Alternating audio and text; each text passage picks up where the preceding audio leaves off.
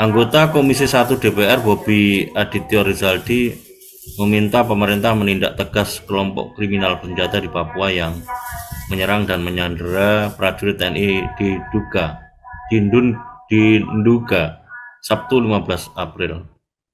Kita akan mencoba memperbincangkan ini. Kalau menurut Pak Ponto sendiri, sebetulnya persoalan krusialnya apa Pak, sehingga nampak terkesan bahwa TNI tidak sepenuhnya bisa menyelesaikan apa yang ada di dalam Papua itu Pak. Silakan Pak, berikan pencerahannya itu Pak. perintahnya suruh kejar kan?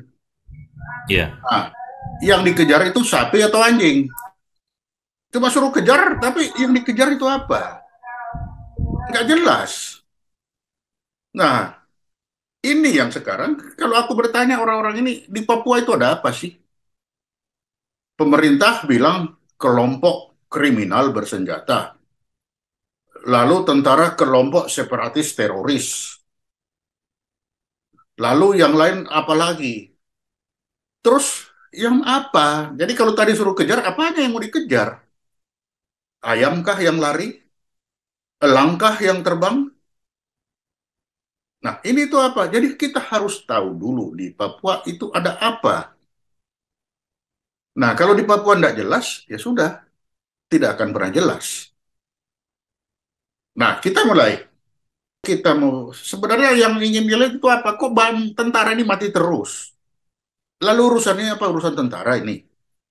Kalau kita mau konsekuen, selama ini kita bilang kelompok kriminal bersenjata itu. Lah kalau kriminal itu urusan polisi. Kenapa kok tentara yang dikejar-kejar? Tentara itu hanya membantu polisi. Nah, padahal desain tentara tidak didesain untuk menjadi pembantu. Tentara itu didesain untuk menjadi pelaksana operasi militer, bukan untuk membantu pelaksanaan penegakan hukum. Nah, ini akibatnya. Kalau kita sudah dia jadi pembantu penegakan hukum, ya jadi linglung. Ketika linglung ditembak, ya ini buktinya kan satu persatu mati. Karena dia bukan itu desainnya. Kita cek KKB, kelompok kriminal bersenjata. Kriminal pasti penegakan hukum. KST, kelompok separatis teroris. Ketika berbicara teroris, yang berlaku adalah Undang-Undang Teroris, Undang-Undang Nomor 5 2018. Lagi-lagi itu penegakan hukum. Ya kan? Kalau kita berbicara separatis, separatis itu ada dua. Separatis lewat jalur politik sama separatis dengan mengangkat senjata. Kalau lewat jalur politik, Papua sudah pernah diberikan kesempatan dengan namanya referendum, PPRA. Kalau dia mau mengangkat senjata, maka yang angkat senjata itu disebut pemberontak bersenjata. Kan itu. Kalau dia pemberontak bersenjata, maka itu adalah tugas TNI. Di mana kita baca? Baca pasal 7 ayat 2 Undang-Undang 34 2004. Salah satu tugasnya itu adalah mengatasi pemberontakan bersenjata. Tapi jangan lupa ada ayat 3 diatur bahwa untuk melaksanakan itu harus berdasarkan kebijakan dan keputusan politik negara. Apa itu kebijakan dan keputusan politik negara? Diatur lagi pada penjelasan pasal 5 Undang-Undang 32 2004. Itu adalah kesepakatan antara pemerintah dan DPR bahwa sekarang saatnya TNI turun. Jadi kalau sekarang DPR perintah, apakah sudah ada kesepakatan kebijakan dan keputusan politik negara antara pemerintah dan DPR untuk memerintahkan TNI turun? Untuk menghadapi apa? Jangan lupa, TNI turun itu untuk menghadapi pemberontakan bersenjata. Presiden juga bilang, oh sudah perintahkan. Pasal 18 Undang-Undang 34 2004 mengatur Presiden dapat memerintahkan TNI. Dalam apa? Menghadapi ancaman militer atau ancaman bersenjata. Sama saja itu pemberontakan bersenjata. Jadi kalau Presiden memerintahkan TNI untuk membantu Polri, ya salah lagi. Kenapa enggak Polri aja taruh di depan? TNI tarik pulang aja, nggak usah. Karena apa? Jadi linglung dia untuk membantu untuk melaksanakan penegakan hukum. Itu yang terjadi sekarang. Ah, jelas gimana? Ya, Pak Punto. Artinya sebetulnya kalau saya menangkap Pak, KKB, istilah KKB dan KST itu sendiri istilah yang ada konsekuensi implementasi hukumnya terkait dengan keterlibatan TNI Ya secara betul. all out atau tidak begitu. Ya, ketika kita menyatakan itu adalah kelompok kriminal atau itu kelompok teroris, ya itu penegakan hukum semua. Begitu berbicara teroris, maka berlakulah Undang-Undang Nomor 5 2018 kan. Pasal 6 itu jelas, pelaku tindak pidana teroris dipidana maksimum mati. Artinya apa? Ada proses hukum. Sedangkan TNI dalam tugas pokoknya tidak ada TNI di situ dalam rangka penegakan hukum. Dia membantu polisi. Jadi sekarang dia itu membantu polisi. Lah kalau membantu polisi, mau sampai kapan dia membantu dia linglung itu ditembak terus bolak-balik mati? Jadi kalau ditanya kenapa TNI mati, ya karena dia nggak tahu bagaimana caranya membantu polisi untuk melaksanakan penegakan hukum. Pak Punto, kebijakan atau keputusan politik yang disepakati di antara Presiden dengan DPR itu bentuknya seperti apa Pak? Kalau ingin melibatkan TNI secara all out Pak? Ya surat keputusan berasa, keputusan ini kebijakan dan keputusan politik negara diambil oleh rapat, kan itu di penjelasan diatur. Itu adalah keputusan rapat antara pemerintah dan DPR. Rapatlah mereka, hasil keputusan rapat itulah disepakati TNI turun untuk menghadapi ancaman dari pemberontakan bersenjata yang ada di Papua. Kan gitu. Ya berupa surat keputusan. Kalau regulasi yang ada Pak, apakah tidak cukup untuk? Ya tidak cukup dipakai? lah. Nggak cukup, karena itu undang-undang yang mengatur. Pasal 7 ayat 3. Bahwa kalau TNI turun untuk melaksanakan ayat 2. Ayat 2 itu apa? Untuk mengatasi pemberontakan bersenjata, itu harus berdasarkan kebijakan dan keputusan politik negara. Lalu orang bertanya, apa sih kebijakan dan keputusan politik negara? Ada diatur di penjelasan. Pasal 5 penjelasannya. Bahwa itu adalah keputusan yang diambil secara bersama-sama antara DPR dan pemerintah. Pemerintah itu siapa? Menko Polhukam, Kapolri, Panglima TNI. Kumpullah mereka di sana, rapatlah dia. Setelah rapat itu, oke, situasi begini. Untuk itu tentara kita turunkan. Operasi militer berapa lama? 6 bulan? 3 bulan? Ya silakan. Di wilayah mana?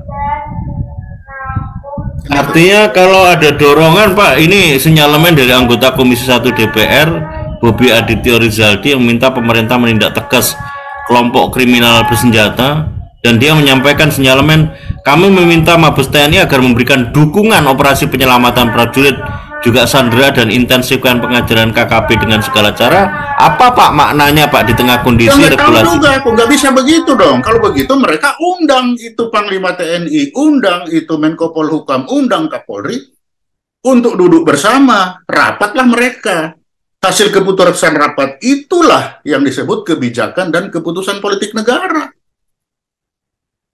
Tidak bisa, Panglima pergi, kamu berangkat. Oh, DPR tidak bisa memerintahkan Panglima. Yang bisa memerintahkan Panglima itu Presiden. Itu diatur pada pasal 18 Undang-Undang 34 2004. Presiden dapat memerintah TNI untuk menghadapi apa? Ancaman militer atau ancaman bersenjata kepada Panglima TNI atau kepada TNI. Kalau dalam 2 kali 24 jam tidak selesai, dia harus menyetop operasi itu, laporan ke DPR. Nah, tapi jangan lupa, Presiden memerintahkan TNI untuk mengatasi ancaman militer atau ancaman bersenjata. Bukan untuk membantu Polri dalam rangka penegakan hukum. Pak Ponto, sebetulnya kan kalau kita coba runut Pak, ini kan runtutannya terkait dengan pencarian terhadap pilot Susi Air itu Pak. Kapten Philip Martin Dinduga itu. Lalu kemudian terjadi berbagai dinamika. Tapi ini kan dalam koridor environment terkait dengan persoalan keberadaan apa yang disebut dengan KKB, dan ada yang mengistilahkan juga dengan KST, Pak. Justru itu kalau sekarang, kalau kita dari awal kan dulu kita pernah bicara, kalau memang ini ingin mencari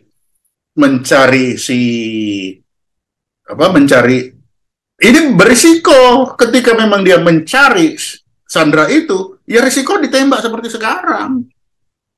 Nah, setelah ditembak, pertanyaannya, apakah TNI bisa menembak balik?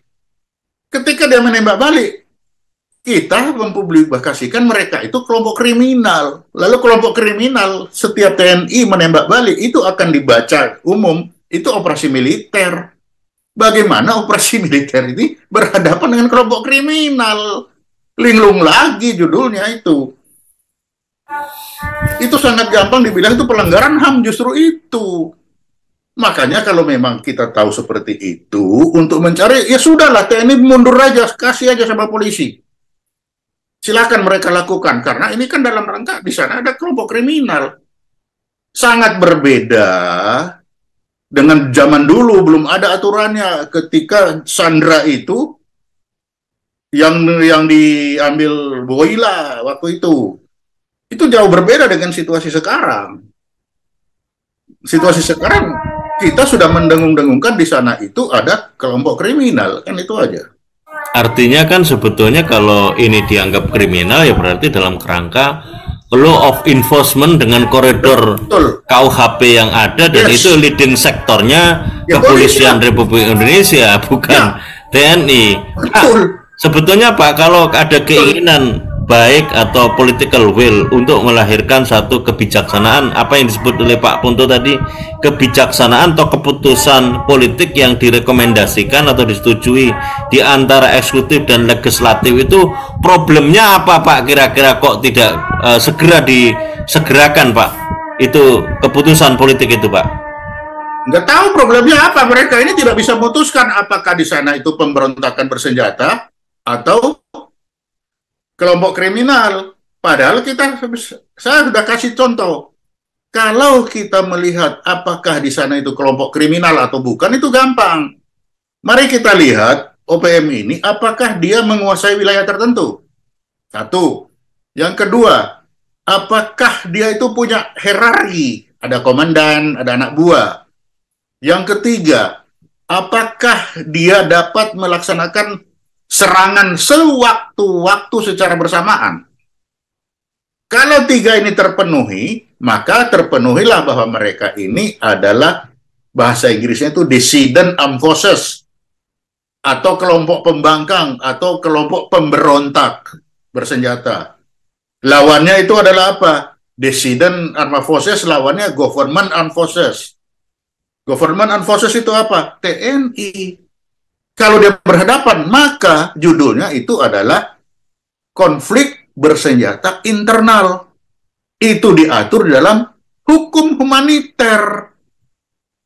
Jadi jangan kita bicara, oh nanti di Papua ini dengan adanya itu, ini pengakuan dia bisa minta bantuan luar negeri. Nggak bisa. Judulnya saja konflik bersenjata internal. Lalu apakah Papua sudah diberikan kesempatan untuk menentukan nasib sendiri? Sudah. Tahun 63 dia sudah diberi kesempatan untuk menentukan nasib sendiri. Maka lahirlah PEPERA yang hasilnya diperkuat dengan resolusi 2504. Jadi kalau sekarang yang terjadi ini betul-betul adalah dalam rangka mereka ini adalah pemberontak terhadap pemerintah yang sah. Kalau tiga ini terpenuhi. Nah, pertanyaannya ini terpenuhi atau tidak sekarang? Ini aja pertanyaannya kan. Menurut Pak Ponto terpenuhi atau tidak, Pak? Menurut aku? Iya. Nah, aku kan bukan intelijen sekarang. Harus mereka yang di lapangan yang menentukan. Kan itu. Ya, Pak Ponto. Pak Ponto, kalau kendalanya itu effort regulasi, dan ini menunggu sebetulnya itikadnya. Dan publik bertanya-tanya Pak, kenapa kemudian tidak segera ada regulasi terkait dengan kendala yang determinan, seberapa jauh Pak geopolitik sangat menentukan proses proses penyelesaian persoalan yang ada di sana Pak, kalau melihat Yang jelas. aset-aset strategis. Persoalan itu ada di Indonesia sekarang. Kita hanya menentukan apakah mereka itu kelompok kriminal, pelaku tindak pidana kriminal, ataukah pemberontak bersenjata. Itu aja. KST, Pak, atau istilah KST itu tadi ya? Itu tambah linglung lagi kalau pakai KST itu. Tentara aja, coba baca itu. Mengatasi pemberontakan bersenjata, mengatasi terorisme, mengatasi separatis. Betul, tidak salah. Tetapi jangan lupa, kalau kita berbicara teroris, maka lex specialisnya itu adalah undang-undang teroris. Yang di situ, pasal 6 mengajar bahwa pelaku tindak pidana teroris dipidana. Artinya, Pak, ketika berbicara teroris tidak bisa langsung operasi militer. Harus ada penegakan hukum terlebih dahulu. Itu. Lalu separatis. Nah, itu tadi kan aku sudah bilang. Kalau berbicara separatis, ada dua separatis itu. Separatis dengan cara politik, dan separatis dengan cara mengangkat senjata, kan? Kalau dengan politik, maka judulnya referendum. Sudah pernah terjadi di Papua. Kalau kita berbicara mengangkat senjata, maka judulnya dia bukan separatis bersenjata, judulnya pemberontak bersenjata. Supaya apa? Supaya memang pas dengan hukum humaniter dan pas dengan tugas pokok TNI. Jadi Pak, secara faktual atau yang disepakati oleh pemerintah sendiri istilahnya apa sih, Pak? Ya, dia masih bilang kelompok kriminal bersenjata kok. Nah, sekarang tanya, apakah terpenuhi tiga itu ya? Mereka yang tahu. Kita kan sudah di luar pemerintahan. Kalau tahun 2012 aku bisa jawab, aku masih kabais. Kalau sekarang nanti aku bilang terpenuhi, dia bilang oh enggak, kan kacau. Jadi silahkan bagi para pemangku itu sekarang, apakah tiga ini terpenuhi atau tidak? Kalau terpenuhi, jangan segan-segan bahwa dia itu adalah pemberontak bersenjata. Atau kita balik, mungkin sekarang karena jatuh korban banyak, wah ini udah, kita lihat aja. Kalau kita lihat sepintas lalu ya, ini saya tidak mau mengambil, mau mengambil wilayah kewenangan orang ya. Sebagai rakyat biasa kita melihat, dia sudah beberapa kali melaksanakan serangan secara bersama-sama kan? Satu, terpenuhi. Yang kedua, dia menguasai wilayah Duga dan sekitarnya. Menguasai enggak dia? Menguasai kan? Udah dua terpenuhi. Yang ketiga, ada hierarkinya enggak dia? Ada panglimanya, ada anak buahnya. Jadi, secara kasat mata orang umum melihat, ini terpenuhi. Tapi kita tidak tahu, para pejabat yang melihat lagi mungkin lain, saya tidak tahu. Tapi kalau sekarang tanya ke aku, saat ini aku melihat itu terpenuhi. Sehingga kalau ini terpenuhi, maka operasi militer itu bisa dijalankan. Dan tidak lama-lama, 6 bulan cukup, lihat hasilnya seperti apa. Di wilayah tertentu. Kan itu. Ya nggak tahu pas Cak Slamet terpenuhi nggak kira-kira tiga ini. Mari kita hitung sama-sama. Saya akan mewawancarai, Pak. Nah, kan kita ingin sama-sama melihat dia korban sudah berapa banyak. Berarti dia bisa menyerang bersama-sama. Terakhir ini 36 orang kocar kacir, berarti kan dia bersama-sama cukup banyak. Dia bisa ada kemana sekarang pilot? Nggak tahu. Berarti yang tahu yang menguasai wilayah. Berarti dia menguasai wilayah. Dia ada pemimpinnya jelas dalam foto-foto. Ini komandannya, ini wakilnya, ini segala macam. Tiga ini udah terpenuhi sebenarnya. Tapi saya tidak tahu mengapa pemerintah masih menyatakan itu kelompok kriminal. Dan tentara sendiri menyatakan itu teroris. Ya sudah kalau begitu, ya terima nasib seperti sekarang. Apakah dengan kata lain bisa dimaknai begini, Pak? Sepanjang nomenklatur untuk menyebut yang melakukan berbagai persoalan sekarang melakukan penyerangan, bahkan menewaskan sudah beberapa anggota sipil, kepolisian, dan TNI, dengan sebutan KKB itu akan sangat menyulitkan seberapa jauh harapan agar kemudian penyelesaian persoalan yang ada di sana itu benar-benar bisa selesai, karena penamaan atau penyebutan nomenklatur KKB itu membawa implikasi terkait dengan keterlibatan siapa leading sektor yang dilibatkan dan seperti apa regulasi yang gunakan sebagai payung untuk penyelesaian persoalan ini, Pak. Apakah Sangat dengan betul. kata lain seperti itu, Pak? Ya betul, itu benar sekali. Sepanjang kita berbicara kriminal, itu di situ penegakan hukum. Sepanjang kita bicara teroris, itu juga penegakan hukum. Kenapa? Karena ada undang-undang teroris. Kalau tidak ada undang-undang teroris, oke, war on terrorism. Karena ada tugas pokok TNI itu adalah mengatasi terorisme. Ada. Tapi karena ada undang-undang teroris, maka leg spesialisnya belok ke sana, kan? Nah, itu. Kalau berbicara separatis, itu ya bilang tadi, separatis dengan mengangkat senjata, itu judulnya pemberontak bersenjata, kan? Jadi effort atau support yang diharapkan oleh TNI untuk bisa melakukan peran lebihnya itu terganjal oleh regulasi, Pak. Kira-kira begitu, Pak? Iyalah, ya memang ya siapa suruh kita bikin undang-undangnya. Jadi pasal 18 itu presiden. Presiden dapat memerintahkan TNI untuk menghadapi ancaman militer atau ancaman bersenjata. Sangat jelas itu, pasal 18. Nah, baru kalau memang presiden tidak, ya silakan DPR dan pemerintah itu, Menko Polhukam, Kapolri, Panglima, rapatlah mereka. Bicarakanlah itu. Setelah itu baru keputusan. Oke, sekarang kita turunkan TNI untuk melaksanakan operasi militer selain perang. Kan gitu. Bukan operasi penegakan hukum. Beda itu. Makanya aku suka pakai bahasa Inggris. Law enforcement atau military operation. Kita itu susah sekali itu membedakan itu operasi penegakan hukum dan operasi militer. Operasi militer selain perang itu suka-suka dimaknai sebagai penegakan hukum. Itu kan kekeliruan jauh sekali. Penegakan hukum bahasa Inggrisnya itu law enforcement. Operasi militer selain perang itu military operation other than war. Itu, Pak, yang menjadi pertanyaan publik, Pak. Kenapa tidak military operation tapi law of enforcement, Pak? Lah tanya aja sama pengambil keputusan kenapa mereka bilang begitu. Kan mereka yang bilang. Kan itu. Makanya saya bilang kalau saya ditanya, bagi saya terpenuhi tiga ini. Tapi bagi mereka kan tidak. Ya sudah, silakan mereka yang punya kewenangan. Apalah kita ini kan asket tak berguna. Pak Ponto, seberapa ekspektasi tetap leading sektornya kepolisian dalam konteks law enforcement dengan nomenklatur yang tetap disematkan kriminal, kelompok kriminal bersenjata, TNI hanya membantu, seberapa efektif, Pak, itu bisa menyelesaikan persoalan yang ada di Papua, Pak? Kan kita sudah lihat sekarang yang mereka ini apakah masih kriminal ataukah sudah pemberontak, kan itu aja.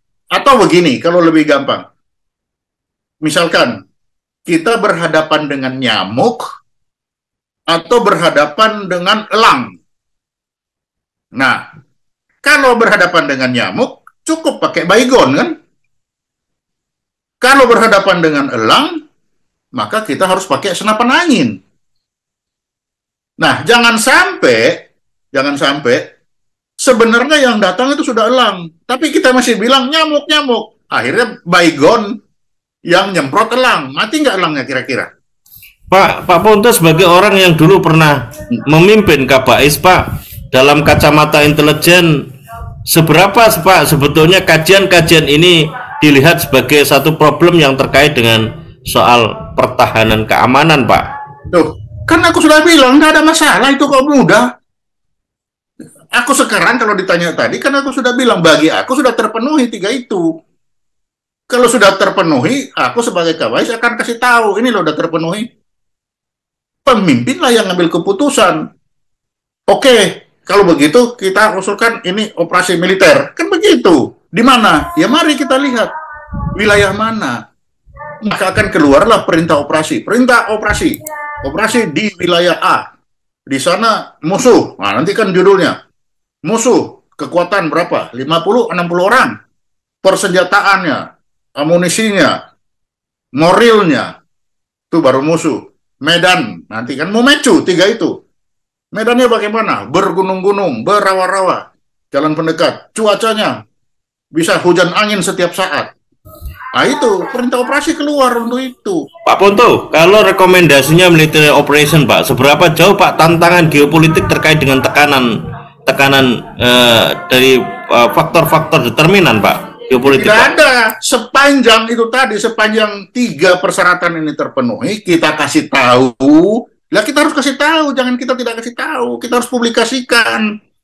Sehingga setelah kita publikasikan, masyarakat internasional akan tahu, oh ada pemberontakan bersenjata di dalam. Ya kan? Yang terjadi itu adalah ada istilahnya konflik bersenjata internal karena ada yang ingin memisahkan diri, maka dia berontak. Nah, apakah memisahkan diri ini sah? Ya enggak dong, karena dia kan dulu sudah liberation movement katanya. Nah, sepanjang kita bisa menjelaskan apa alasan kita, kenapa kita harus takut? Jangan takut pelanggaran HAM. Justru sekarang ketika di situ kita bilang kelompok kriminal, tapi kita kirim tentara, itu pelanggaran HAM jelas-jelas di depan mata itu. Itu. Ya Pak, terakhir Pak, silakan diberikan rekomendasi Pak Ponto. Ya, Silakan Pak. Sepele kok. Kalau memang pemerintah sudah melihat ini, selama ini kelompok kriminal ini sudah tidak lagi kriminal, sudah menjadi pemberontak bersenjata, ya segera laksanakan bahwa dia pemberontak bersenjata, segera rapat DPR, keluarkan kebijakan dan keputusan politik negara, atau Presiden segera perintahkan Panglima TNI untuk melaksanakan operasi militer untuk menghadapi ancaman militer atau ancaman bersenjata. Kasih waktu. Kalau Presiden hanya 2 hari, kalau 2 hari nggak selesai, stop, laporan DPR. DPR baru kasih waktu 6 bulan di wilayah mana? Tidak di seluruh wilayah Papua, hanya wilayah tertentu di Papua dalam jangka waktu tertentu. Baru, kalau itu nggak, ya sudah kita tunggu aja penegakan hukum. Nah, kalau memang seperti sekarang, tarik pulang aja semua TNI, biarkan saja penegakan hukum oleh Polri. Karena kalau semakin banyak TNI di kesana, semakin banyak kemungkinan dia itu akan kena tiap hari satu persatu seperti sekarang.